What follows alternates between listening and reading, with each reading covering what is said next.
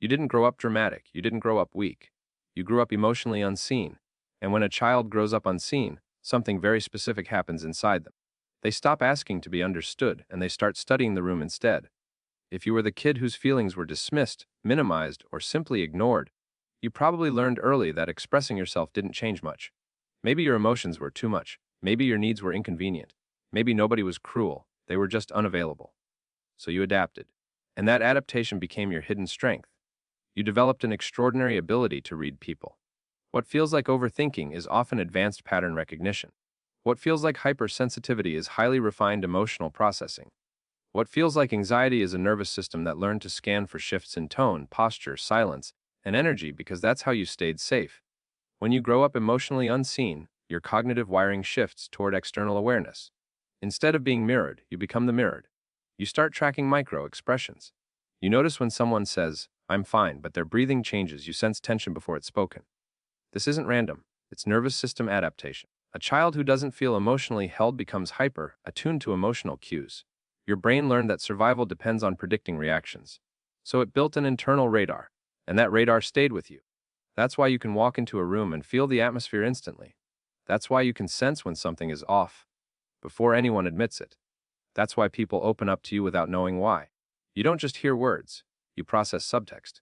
Another trait you likely developed is emotional self-regulation at a high level. When no one helped you process your feelings, you had to process them alone. You became your own container. You learned to sit quietly with heavy thoughts. You learned to soothe yourself. You learned not to explode. From the outside, this might look like independence. On the inside, it was necessity. But here's the strength hidden inside it: you built internal stability early. You don't collapse easily, you can hold complexity. You can endure discomfort without immediately reacting. That's not emotional numbness. That's trained composure. You also develop strong pattern recognition in relationships. Because your emotional needs weren't always met, you became observant. You watched dynamics. You studied what triggered people. You analyzed cause and effect. Now, as an adult, you often understand relationship patterns faster than others. You can see manipulation, inconsistency, or emotional immaturity quickly. Sometimes this makes dating exhausting. Sometimes it makes you feel older than your peers. But it's a strength. You see the architecture of behavior. Another hidden trait is depth. When you grow up emotionally unseen, you spend a lot of time in your own inner world. You think, you reflect, you replay conversations. You analyze meaning. Your emotional processing became layered. This is why shallow conversations drain you. This is why small talk feels empty. You crave psychological honesty because you've lived internally for so long. And then there's empathy. Not the performative kind. The quiet kind. You know what it feels like to not be understood. So when someone sits in front of you and struggles to articulate their pain, you don't rush them. You don't dismiss them. You lean in. Because you remember what it felt like to wish someone would. Now here's the twist most people don't realize.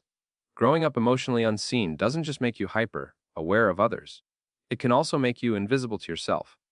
You became so skilled at reading the room that you sometimes forgot to read your own internal signals. You know what everyone else feels. But when someone asks, "What do you want?" you hesitate. Your psychological defense was attunement outward, and it worked. But as an adult, the same adaptation can create exhaustion. You overextend. You overaccommodate. You anticipate needs before they're spoken. You take responsibility for emotional climates that were never yours to manage. And sometimes you think, why am I like this? Because you were trained in emotional awareness before you were trained in emotional expression. That explains so much, doesn't it? It explains why you're calm in chaos but anxious in silence. It explains why you're the strong friend but struggle to ask for help. It explains why you can dissect someone else's behavior in seconds, but need hours to understand your own feelings. None of this means you're broken. It means your nervous system optimized for survival in the environment it was given. And here's the powerful part. The skills you developed out of necessity can become conscious strengths when you pair them with self-awareness. When you learn to turn that pattern recognition inward. When you start asking yourself what you feel before scanning everyone else. When you allow your emotional processing to include your own needs. That's when the hidden strength becomes integrated power. You were never too sensitive. You were perceptive. You were never too quiet. You were observing. You were never too much. You just weren't mirrored. And the fact that you adapted the way you did says something profound about you. You didn't harden into cruelty. You didn't numb into apathy. You became aware. That's rare. Many people grow up seen and still never develop that level of psychological depth. You built it under pressure.